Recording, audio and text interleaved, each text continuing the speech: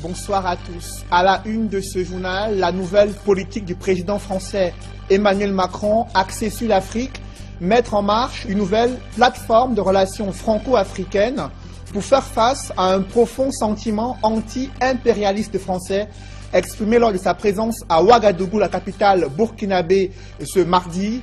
Et l'on note également qu'au-delà de l'annonce de la déclassification des archives françaises sur l'assassinat de Thomas Sankara, le président français s'est entretenu à bâton rompu avec une jeunesse estudiantine africaine préoccupée au sujet de l'avenir du franc CFA, mais aussi son insertion socio-professionnelle, la démocratie sur le continent et les questions de migration clandestine. Ces préoccupations doivent être débattues lors d'un sommet Union européenne-Union africaine auquel prend part le chef de l'État du Cameroun, sommet prévu à Abidjan en Côte d'Ivoire. Analyse et décryptage à suivre dans le chapitre politique de ce journal.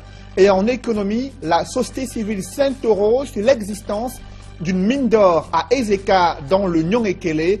Elle interpelle déjà les pouvoirs publics sur la nécessité de préserver ces ressources minières en interdisant l'exploitation illégale. Vous les écouterez s'exprimer dans ce journal.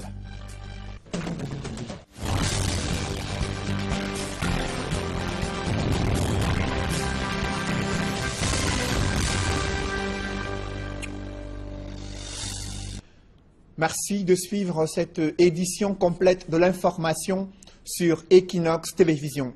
Pour lui, Emmanuel Macron, président français, cette traite négrière observée en ces temps modernes en Libye sont des crimes contre l'humanité. Emmanuel Macron qui s'est présenté devant la jeunesse africaine à Ouagadougou au Burkina Faso comme une génération qui n'a pas participé à la colonisation mais qui a vécu ce moment où le défunt président sud-africain Nelson Mandela s'est exprimé pour marquer et lutter contre l'apartheid.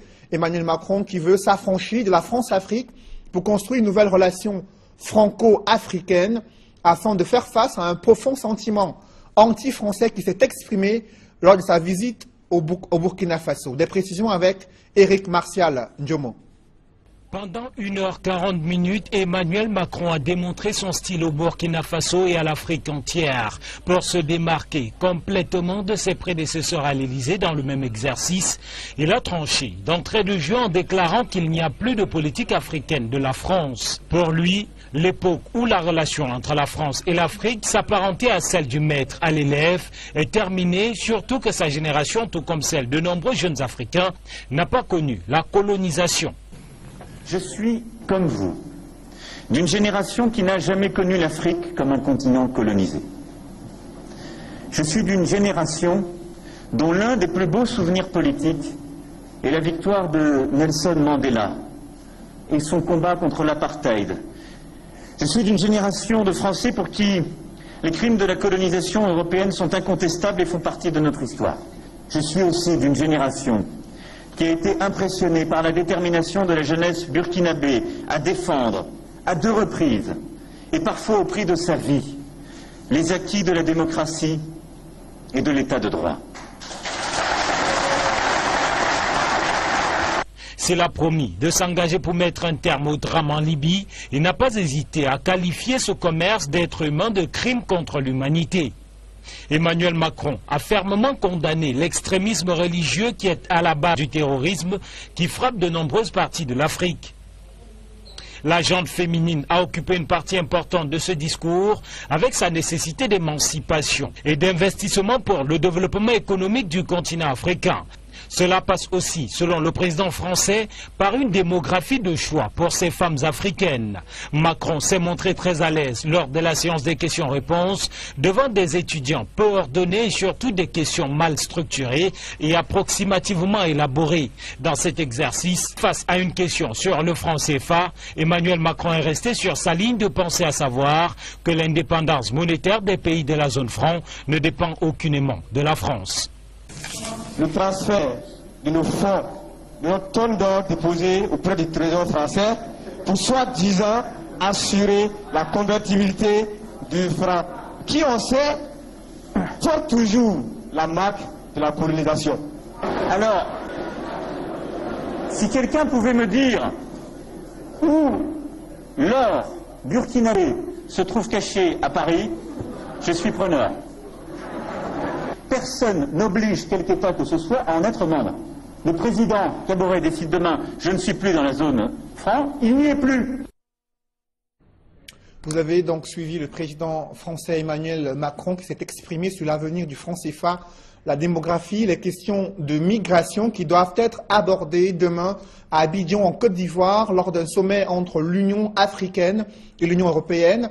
Et le président de la République du Cameroun s'est déjà envolé pour Abidjan afin d'assister à ce sommet Union africaine, Union européenne, au cours duquel des questions relatives à cette présence importante des Africains et même des Camerounais en Libye, qui sont des immigrés clandestins qui souhaitent se retrouver en Europe. Ces questions seront abordées lors de ce sommet. Nous y reviendrons en deuxième partie de ce journal.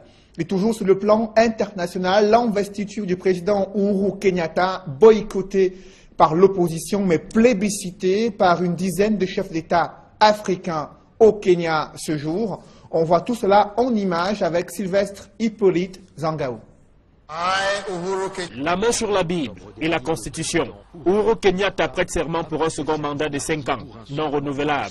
Plus de 60 000 fidèles et 13 chefs d'État africains ont assisté à cette cérémonie d'investiture au stade de Nairobi. Ce mandat, Uhuru Kenyatta le place sous le signe de la réconciliation et du développement économique du pays.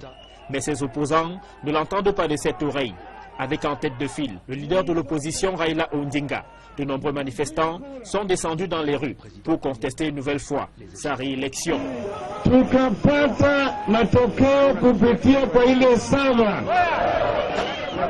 En langue locale, Raila Odinga invite ses partisans à rester mobilisés afin que justice soit faite. Quelques heures avant le début de la cérémonie d'investiture, des manifestants ont forcé les grilles du stade. Il s'en est suivi alors de violents affrontements avec la police.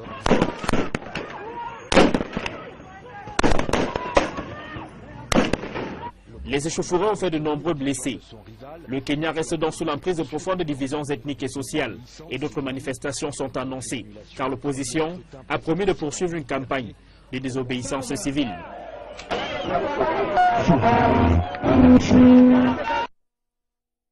Dans le reste de l'actualité, cette fois-ci nationale, une paroisse de l'église presbytérienne du Cameroun est au centre d'une guerre farouche pour le contrôle de sa gestion. Le note qu'il y a des démons de la division qui prospèrent entre pasteurs et chrétiens à tel point que l'autorité administrative a été contrainte d'apposer des scellés plusieurs fois sur le temple de Dieu. Les tentatives de conciliation n'ont pas ramené la paix dans le cœur de cette communauté chrétienne. Du coup, depuis plusieurs mois, impossible de prier le Seigneur chaque dimanche dans cette paroisse située à Yaoundé. Reportage, Marcelin Gransop. Aussitôt réouvert, aussitôt scellé pour une deuxième fois, tel est le sort du temple EPC de Mendon Laodicée, un temple où depuis quelques années, la parole de Dieu a cédé la place à une guerre froide entre deux factions, lesquelles se battent pour le contrôle de l'Église, suscitant une sortie musclée de l'autorité administrative. Cette fermeture a été faite dans le cadre de mesures conservatoires, dans ce que nous appelons le maintien de l'ordre préventif.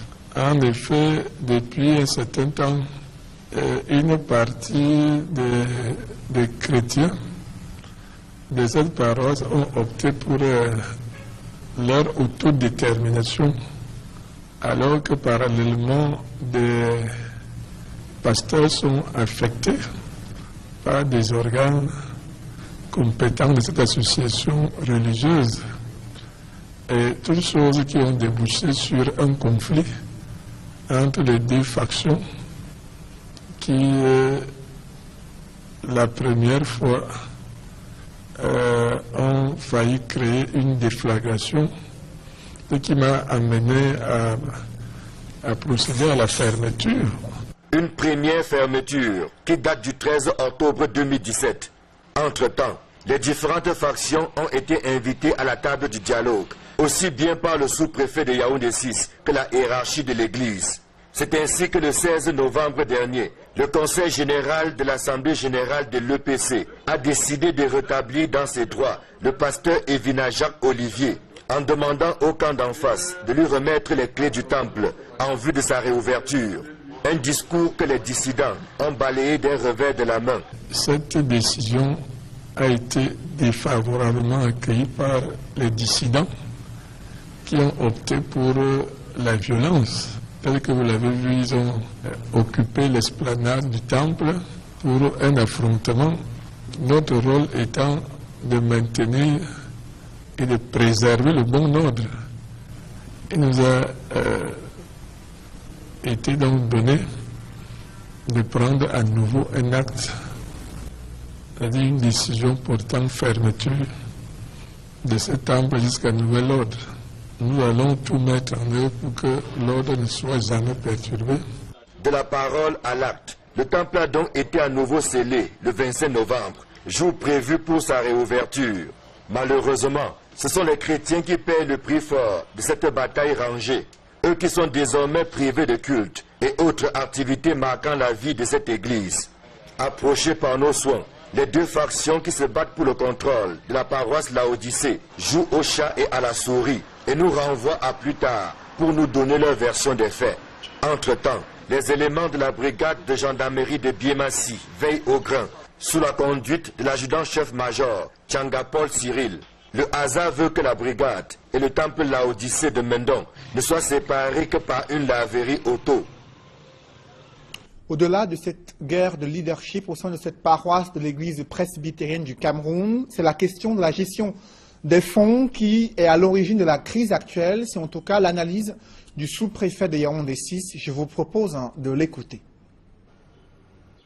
Ce qui nous surprend dans cette affaire, c'est l'agitation, la manipulation de l'opinion publique, ainsi que la dénaturation des faits qui font que souvent les gens veulent faire croire que les autorités veulent procéder aux arrestations, ils ont pour seulement créer la rébellion. Cette rébellion, c'est un problème d'intérêt. Ce qui se passe dans cette église, c'est un problème d'intérêt parce que les gens estiment qu'ils ont dépensé d'énormes sommes d'argent et qu'ils ne peuvent pas les perdre. Le moment est venu pour qu'ils essaient de récolter les fruits de leur travail. Nous restons sereins et nous allons tout mettre en œuvre pour que le bon ordre continue à régner aussi bien dans cette paroisse que sur toute l'étendue de l'arrondissement de Yaoundé 6e. Après une longue réunion assez houleuse entre le syndicat des enseignants du supérieur, le recteur de l'université de Douala et des hauts responsables du ministère de l'enseignement supérieur, les enseignants ont décidé de reprendre le chemin des amphithéâtres et des promesses ont été faites pour résoudre leurs problèmes, notamment leurs revendications portant sur les conditions de travail, le cadre de travail, mais aussi certaines primes qui leur sont dues dans le cadre de leurs fonctions à l'université de Douala, des promesses et un échéancier qui a été évoqué. Compte rendu, Flavien Dongo. Face au recteur de l'université de Douala, les enseignants grévistes, après un peu plus de 3 heures de discussions à huis clos, ont obtenu un début de solution à leurs multiples revendications. Nous avons discuté en toute sincérité dans un vase clos et des échéances ont été proposées. Certains problèmes, notamment la question de l'eau et des toilettes, on nous a donné le début de solution. La grève est terminée. La concertation débutée à 17 h et qui s'est achevée à presque 21 h a amené les dispensateurs du savoir à cultiver le dialogue. Sous l'éclairage de la nuit, les enseignants grévistes ont cédé à nouveau aux promesses du recteur de l'université de Douala. Du moins, pour ce qui est de l'essentiel de leurs revendications, reléguées désormais au calendrier grec. En ce qui concerne le gros du problème, question des bureaux, j'ai personnellement, représentant le syndicat, commencé à travailler pour continuer à peaufiner la question des répartitions. C'est vrai qu'il y a encore quelques points sur lesquels nous devons discuter.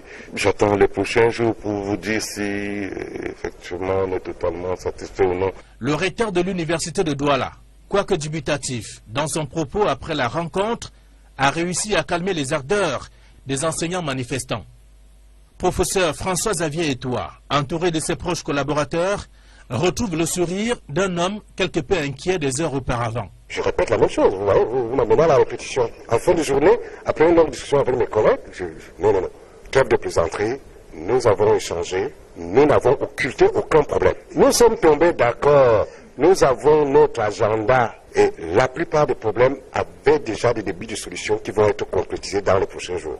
L'on rappelle que l'absence du recteur de l'université de Douala au sein du campus a permis aux enseignants syndicalistes d'exercer leur droit de revendiquer les meilleures conditions de vie et de travail, dans un temple du savoir presque abandonné dans une promiscuité qui laisse à désirer. Cette épineuse question du climat social est également une préoccupation majeure à l'hôpital général de Douala et la nouvelle présidente du conseil d'administration, Nalova Pauline Lyonga, a été invitée à pouvoir résoudre ce problème et assainir le climat social à l'hôpital général de Douala, mais veiller aussi à la révision du statut de cet hôpital. Ce sont les principales doléances qui ont été la feuille de route qui a été prescrite à la nouvelle PCA de cette structure hospitalière, mission confiée par le ministre de la Santé publique. Compte rendu, Donald Anouzwa. La présidence du conseil d'administration de l'hôpital général de Douala rompt avec l'intérim assuré jusqu'ici par le professeur Roland Wandji depuis la disparition en 2011 du professeur Victor Anomangou qui en était le président. Et c'est à la faveur du décret présidentiel du 13 novembre 2017 que le professeur Nalova Pauline Lyonga Egbe a été nommé à ce poste. En l'installant dans ses nouvelles fonctions, le ministre de la Santé publique André Mamafouda a rappelé à la promue les responsabilités qui incombent au Conseil, dont elle a désormais la charge. Il y a deux instances importantes, le Conseil d'administration et la Direction générale. Chacun a un rôle bien défini. Et le président du Conseil a donc la charge de pouvoir conduire les grandes orientations et s'assurer que ces grandes orientations sont mises en œuvre par la Direction générale. Également, il importe que les textes de l'hôpital soient arrimés à la nouvelle loi de juillet 2017 pour qu'effectivement cet hôpital fonctionne suivant les canaux institutionnels préétablis. Et c'est conscient des missions qui sont siennes que le nouveau président du conseil d'administration va succinctement dévoiler les axes majeurs de sa feuille de route. Il faut faire le projet pour que l'hôpital fonctionne comme l'hôpital numéro 1 dans ces sous-régions. Là, il y a beaucoup de choses à faire avec le staff de l'université, avec le staff de l'hôpital. Donc il y a beaucoup de choses à faire. Titulaire d'un PhD en littérature anglaise obtenu à l'université de Michigan aux États-Unis. Sur le plan professionnel, de 1993 à 1999, elle a été enseignante au département d'anglais à l'université de Boya, puis directrice des affaires académiques dans la même université, où elle sera promue en 2006 vice-recteur en charge de l'enseignement et de la professionnalisation, avant de se voir confier en 2012 les rênes de l'université de Boya. Un flou persiste sur la découverte supposée ou réelle d'une mine d'or située à Ezeka dans le Nyong-Ekele. La société civile interpelle déjà le gouvernement sur l'urgence des mesures à prendre pour éviter une exploitation illégale si l'existence d'une telle mine d'or est avérée dans le Nyong-Ekele. Des précisions avec Emmanuel Diop, Joël Essenge et Ike Cyril. Une rencontre d'apprentissage par les pairs pour les pays francophones d'Afrique. Voilà qui attire du beau monde au Sofitel Monfébé de Yaoundé. En présence du secrétariat international de l'ITIE, les travaux sont présidés par Alamine Ousmane Mey, ministre des Finances, premier responsable de ITIE Cameroun. Mais les 12 pays d'Afrique francophone qui mettent en œuvre l'initiative pour la transparence dans les industries extractives présents aux travaux de Yaoundé ont également une oreille attentive sur ce qui se passe à Ezeka, dans le département du Nyong-Ekele, où l'on annonce la découverte d'une mine d'or. On nous a rapporté qu'il y a fait ce gisement qui a été découvert. Mais je voudrais tout simplement dire que les ressources du sous-sol appartiennent à l'État. Et en ce faisant, il y a une procédure qui permet d'exploiter. L'initiative pour la transparence dans les industries extractives, ITIE, est une coalition de gouvernements, d'entreprises, d'investisseurs et d'ONG, en vue de promouvoir la transparence et la bonne gouvernance dans le secteur extractif. Si découverte de l'or il y a à Ezeka, son exploitation devrait répondre à une réglementation bien précise. On commence par un permis de recherche, on passe à l'exploitation et pour l'exploiter, on obtient un permis d'exploitation en bonne et due forme. Il y a les permis artisanaux qui permettent également à des orpailleurs camerounais d'exploiter l'or. Selon des statistiques, les pays en développement perdent près de 1000 milliards de dollars chaque année en raison de transactions corrompues ou illicites dans le secteur extractif. La transparence étant une source de richesse et non une menace, le gouvernement du Cameroun, à travers le ministère des Mines, de l'Industrie et du Développement technologique, devrait voir de près ce qui se passe à Ezeka, où l'on annonce la découverte d'une mine d'or. Se dirige-t-on vers un nouveau blocus de l'intégration régionale économique en Afrique centrale? L'engagement des différents gouvernements pour l'accélération du processus est confronté à une nouvelle fermeture de la frontière entre le Cameroun et la Guinée équatoriale au niveau de Kiossi. Marcelin Gansop nous en dit plus dans ce reportage. Un point noir figurait sur la note d'information portant sur la libre circulation des personnes en Afrique centrale. Même si le rapport fait au ministre ne l'a pas mentionné expressément, il y a que la Guinée équatoriale a récemment fermé sa frontière avec le Cameroun au niveau de Kiossi. Une fermeture qu'on pourrait ranger dans les faits divers, puisque ce n'est pas la première du genre. Sauf que celle-ci intervient au lendemain de l'engagement pris par les États de la CEMAC, y compris la Guinée équatoriale, d'ouvrir enfin leurs frontières à la libre circulation des personnes et des biens. Le représentant de ce pays voisin, présent aux travaux de Yaoundé, n'a pas souhaité s'étendre sur le sujet, alors que de nombreuses questions restent sans réponse à la suite de ce revirement. D'aucuns y voient la suite logique de la réticence dont la Guinée équatoriale a toujours fait montre chaque fois que la question de l'intégration sous-régionale a été mise sur la table. Malgré cette fausse note qui vient diluer l'enthousiasme des populations des États de la CEMAC, les ministres en charge de l'intégration en Afrique centrale ont réaffirmé leur détermination à mettre en place une communauté économique unique. Ce à travers le rapprochement des cadres institutionnels des trois communautés que sont la CEMAC, la CEAC et la communauté économique des pays des Grands Lacs. Au nom du président de la République, le Premier ministre a milité autant que les autres orateurs pour une accélération du processus de rationalisation des procédures d'intégration économique en Afrique centrale. C'est une décision des chefs d'État qui date de 2007. Déjà 10 ans que son implémentation piétine, alors même que plusieurs retombées sont attendues à la fin du processus d'harmonisation en termes de croissance économique, d'accroissement de la compétitivité des économies et d'amélioration des infrastructures de transport, entre autres. Des malfrats ont tenu en respect ce matin des employés et clients d'une microfinance située à Bamenda dans le chaudron de la crise anglophone. En l'espace de quelques mois, c'est une 4e attaque dans des microfinances.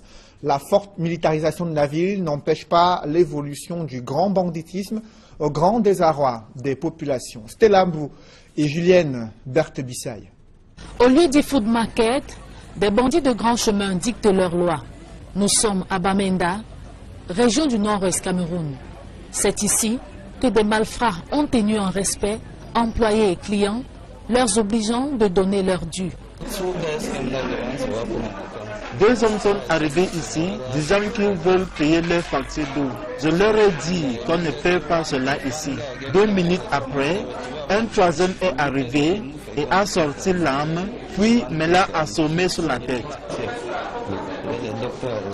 Une attaque au cours de laquelle des blessés graves ont été enregistrés et conduits à l'hôpital régional de Bamenda.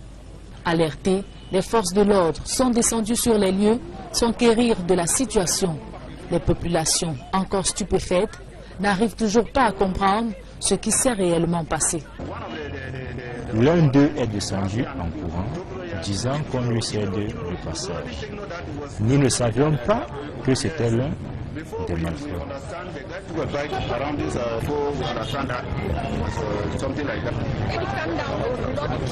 Il est descendu ici avec du sang partout sur lui et cela nous a mis dans la confusion.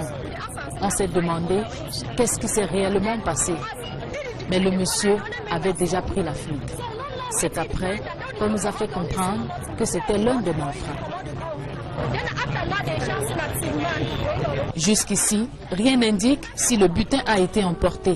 Les responsables font la grande muette. Il faut rappeler que c'est la 4e attaque dans une microfinance en l'espace de quelques mois dans la ville de Bamenda. Où en est-on avec les projets de réhabilitation des infrastructures sportives destinées à abriter la CAN 2019? Vous le voyez en image, au stade de la réunification de Douala, pas l'ombre d'une entreprise. Dans ce stade, la vieille cuvette de Bépanda attend le début des travaux de rénovation en vue de la CAN 2019 prévue au Cameroun. Aucune indication sur la date du début des 10 travaux. Le stade est hermétiquement fermé. L'état désastreux des voies d'accès traduit l'ampleur des travaux à réaliser. Le stade de la réunification est l'un des sites retenus pour la CAN 2019 et qui doit être rénové par une structure canadienne selon les premières annonces des pouvoirs publics et rien n'a débuté jusqu'ici. Restons en sport. Il est le seul Camerounais encore en course pour le Ballon d'Or africain 2017, Vincent Aboubakar. Quelles sont ses chances de réussite alors que le meilleur joueur de la CAN 2017 a été éliminé dans cette shortlist? On voit tout cela avec Emos Fongo et Gladys Sidé. Ils étaient 3 Camerounais au départ dans la liste de 30 joueurs nominés pour le Ballon d'Or africain 2017. 2 ont été recalés, Christian Bassogog et Fabrice Ondoa, dont les performances durant la CAN 2017 au Gabon ont marqué les esprits. Christian Bassogog avait d'ailleurs été élu le meilleur joueur de la CAN 2017. Mais les performances en dents de scie de ces 2 lions indomptables dans leur club ont joué en leur défaveur. Seul Vincent Aboubakar reste en course. Lui aussi, champion d'Afrique, le joueur brille en Ligue des Champions avec son club, le FC Porto. Le Camerounais est en concurrence avec 10 autres joueurs africains, à l'instar du Sénégalais Sadio Mané, du Nigérien Victor Moses ou encore du Gabonais Pierre-Emerick Aubameyang, Ballon d'Or africain en 2015. Le nom de l'heureux élu sera dévoilé le 4 janvier 2018 à Accra au Ghana. À cette occasion, le nom de la meilleure joueuse du continent en 2017 sera également connu. Aboudi Onguéné, meilleure joueuse de la CAN féminine 2016, est en lice avec Oziza Oshuala, championne et meilleure buteuse de la dernière CAN féminine et meilleure joueuse de l'année 2016. Gaël Enganamouit, qui a remporté l'édition 2015, ne figure pas parmi les nominés. À côté des distinctions individuelles, il y a les prix collectifs. Le Cameroun, champion d'Afrique, est nominé pour le titre de meilleure équipe de l'année 2017, ainsi que son sélectionneur Hugo Bros dans la catégorie meilleur entraîneur. La question de l'avenir de la jeunesse africaine préoccupe également la France. Emmanuel Macron a évoqué une nouvelle stratégie visant à se débarrasser de ces réseaux de la France-Afrique pour construire une nouvelle relation franco-africaine destinée à la jeunesse, aux femmes africaines, mais aussi à promouvoir la démocratie sur le continent, à renforcer la société civile et lutter contre l'immigration clandestine. Son échange à bâton rompu avec la jeunesse africaine a suscité une vague de réactions sur le continent africain. On en parle dans une poussière de secondes.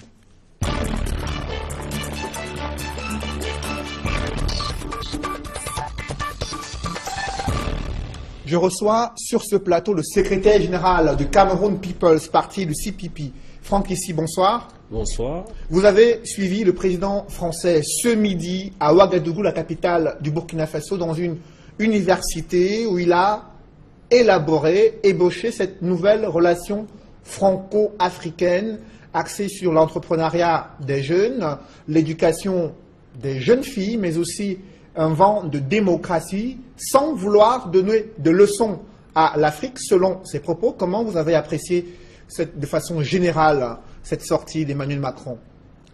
Déjà, peut-être avant d'entrer dans le fond de son discours, permettez-moi de noter que, et pour le déplorer, que le gouvernement burkinabé a, parce qu'il accueillait le président Macron, fermé les universités et les écoles pendant 2 jours. Il me semble que pour un pays comme le Burkina et pour l'Afrique en général, qui a un retard manifeste de développement, ce n'est plus le type d'attitude qui doit être passé inaperçu, il doit être dénoncé. La deuxième chose, c'est sur la forme. Et pour apprécier le fait que, voilà, on a un président français qui a bâton rompu du sud avec la jeunesse africaine. Ça, c'est un exemple pour les dirigeants actuels. Justement, cet exercice-là, sur la forme, qu'un président français vienne dans une université africaine, celle de Ouagadougou, pour demander aux étudiants africains et burkinabés de lui poser toutes les questions, quels que soient les sujets. Comment vous appréciez la démarche déjà? C'est une démarche à laquelle nous adhérons. Je vous rappelle que mon parti, en 2011, dans son projet de société, s'engageait chaque année, au moins 4 fois, à tenir le même exercice entre la présidente et éventuellement les membres de la société camerounaise. Mais pour revenir sur le discours de M. Macron, j'aimerais exprimer peut-être des accords et des désaccords. Pour commencer avec des accords, nous sommes d'accord avec lui que nous ne pouvons pas nous enfermer dans le passé. On ne peut pas éternellement vivre en ressassant ce passé, il faut le dépasser. La deuxième chose sur laquelle nous sommes d'accord, c'est que l'Afrique est effectivement un continent central dont va dépendre en grande partie l'avenir du monde. L'Afrique aussi est un continent, nous sommes d'accord avec lui, qui fait face en même temps à toutes sortes de défis technologiques, démographiques, économiques, sécuritaires. Aucun autre continent. Concernant l'état de droit sur le continent. Voilà. Et le dernier point sur lequel nous sommes d'accord, c'est que la solution repose en grande partie dans les mains de la jeunesse africaine. Maintenant, les points de désaccord. Ce sont lesquels? D'abord, il existe toujours une politique française, parce qu'il a affirmé qu'il n'y a pas de politique française. Il a dit qu'il n'y a plus de politique africaine de la France, qu'elle n'existe plus désormais et qu'il veut construire une nouvelle relation franco-africaine. Il souhaite être là où il y a un vent de démocratie, où la jeunesse est prise en compte. Est-ce que ce n'est pas une nouvelle redéfinition d'une relation entre la France et l'Afrique qui soit désormais regarder non pas le continent africain comme un seul pays, mais une cinquantaine de pays avec leurs spécificités culturelles, économiques et politiques? Écoutez, je pense qu'il y a une politique française de l'Afrique, oui, africaine de la France, si vous voulez, parce qu'il subsiste sur le continent africain des bases militaires africaines, il subsiste une stratégie de conquête des marchés, des ressources minières et du sous-sol des entreprises françaises en Afrique, et il subsiste une stratégie culturelle d'influence de l'éducation, de l'intelligentsia africaine. Donc il me semble que le dit, c'est un peu un propos démago, ça ne rencontre pas la réalité. La deuxième chose aussi, c'est de dire que même s'il ne faut pas s'enfermer dans le passé, en même temps, il faut ressortir et tourner définitivement certaines mauvaises pages de l'histoire. Notamment, pour un pays comme le Cameroun, on a un contentieux historique avec la France. Il y a eu des massacres qui ont eu lieu. Jusqu'à ce jour, on n'a pas totalement fait la vérité sur ces événements. Il ne me semble pas qu'on peut avancer sans rétablir la vérité et sans en tirer les conséquences. L'ancien président François Hollande avait avait promis la déclassification des archives françaises sur cette période douloureuse de l'histoire du Cameroun durant, bien sûr, ces années post-néo, avant la colonisation, avant l'indépendance, durant l'indépendance et juste après. Emmanuel Macron vient de réitérer la même annonce, cette fois-ci au Burkina Faso, où il promet la déclassification des archives françaises sur l'histoire de Thomas Sankara. À quoi cela va servir au continent africain? Donc, pour la gouverne de tous, ce n'est pas la même chose. Pour le cas du Cameroun, M.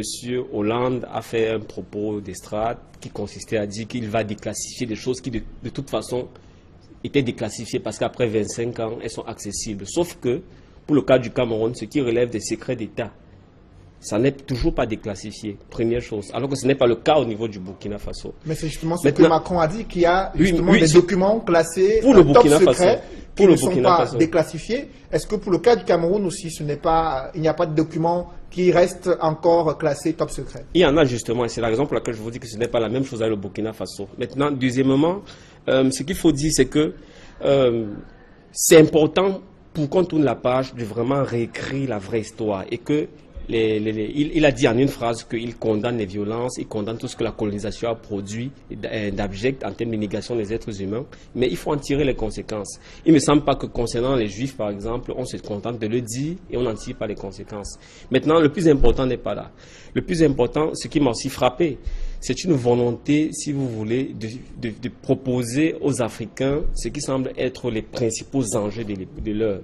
Il a parlé du terrorisme, il a parlé des défis climatiques, il a parlé du défi de la migration, il a parlé de la place de la femme, etc.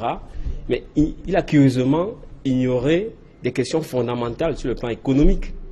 Il n'a pas parlé de développement économique, de développement industriel. Il a cité... et ce n'est pas lui de le parler. Justement, c'est vrai, mais il a cité les questions d'entrepreneuriat des jeunes avec une volonté de redéfinir le rôle des entreprises françaises sur le continent africain, d'accès à la formation pour que les jeunes soient plus compétitifs.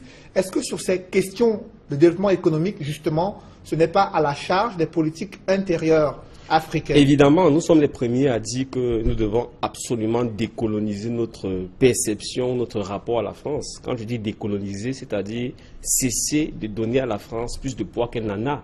Cesser de faire croire que la France peut nous contraindre contre notre gré à agir contre nos intérêts. Mais en même temps, il faut dire la vérité sur ce qui est.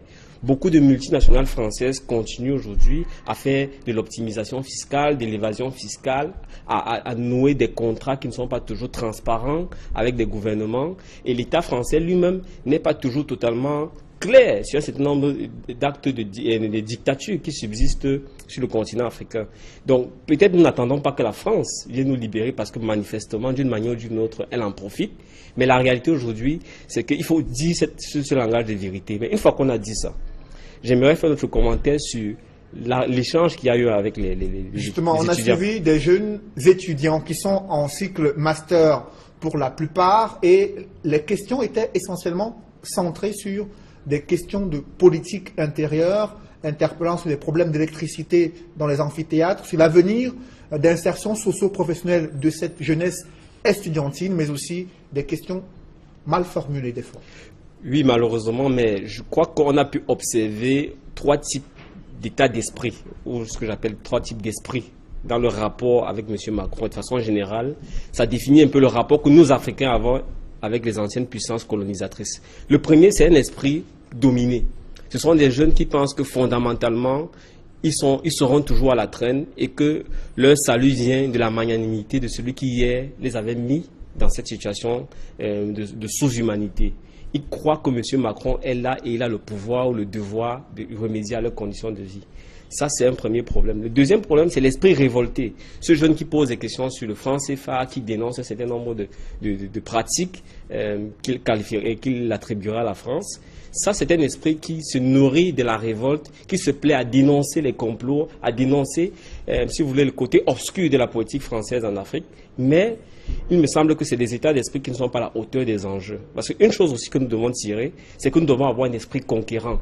Nous devons cesser d'attendre de la France qu'elle vienne nous libérer. Nous devons rompre dans nos têtes avec cette servitude volontaire.